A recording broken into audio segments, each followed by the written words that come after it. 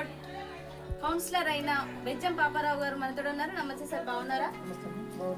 Okay sir, as a councillor గా win అవ్వడం మీకు ఎలా అనిపిస్తుంది? What is your feeling sir? As a ward member గా విన్ అవ్వడం మీకు ఎలా అనిపిస్తుంది? What is your feeling sir? బాగుంది, చాలా ఆనందంగా ఉంది.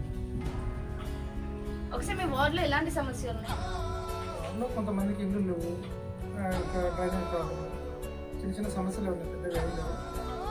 వాటిని తీర్చడానికి మనం ముందు ప్రజల తీర్పు కోసం, ప్రజల సమస్యల కోసమే మనం ముందుకు వచ్చాం. వాళ్ళు మనం కోరుకున్న గెలుపు, దాని గురించి మనం అంటే వాళ్ళు కోరుకున్న గెలిపే వాళ్ళ అభివృద్ధి కోసం.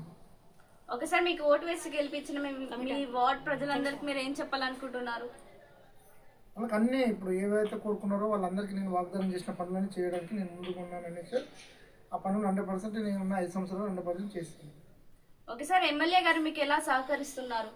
100% ఆయన సహకారంతోనే నేను ముందుకు వచ్చినా కాబట్టి ప్రజలు కూడా అదే ప్రభుత్వం ఏదైతే సంక్షేమ పథకాలలో ముందు ఉందో అది ప్రజల తీర్పుతోనే ఎమ్మెల్యే గారు చేస్తున్న అభివృద్ధి పనులను చూసి మాకు టికెట్ ఇవ్వడం జరిగింది. ఎమ్మెల్యే గారు మా వెనకాల ఉండి నడిపిస్తున్నారు కాబట్టి ప్రజలు నన్ను కోరుకొని నిలబెట్టుకొని గెలిపించుకున్నారు. ఓకే సార్, మీ వార్డ్ ప్రజలకు మీరు ఏమైనా చెప్పాలనుకుంటున్నారా? అందరికీ హృదయపూర్వక కృతజ్ఞతలు.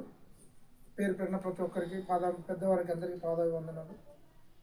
నన్ను ఇంత మెజార్టీతోనే 78 మెజార్టీతోనే నన్ను గెలిపించినందుకు వాళ్ళందరికీ హృదయపూర్వకంగా పెద్దవారికి అందరికీ పాదాభివందనాలు తెలియజేస్తున్నాను. ఓకే సార్, మరలా మీ వర్ధనపేట నియోజకవర్గంలో కాంగ్రెస్ ప్రభుత్వ జెండా ఎగురవేయడం మీకు ఎలా అనిపిస్తుంది? చాలా ఆనందంగా ఉంది. ఇంకా అంటే అద్భుతంగా ఉంది ఇది జెండా ఎగరేయడం వల్ల. మున్సిపాలిటీలో మా కాంగ్రెస్ జెండా ఎగరేయడం వల్ల అది మా కాంగ్రెస్ అభివృద్ధి చేసే పనులతోనే అక్కడక్కడ మిస్ అయినా కూడా అది మా జెండా ఎగరేయడం మాత్రం చాలా ఆనందకరమైన విషయం. మా ఎమ్మెల్యే గారు చేస్తున్న అభివృద్ధి పనులతోనే చాలా ఆనందంగా ఉంది.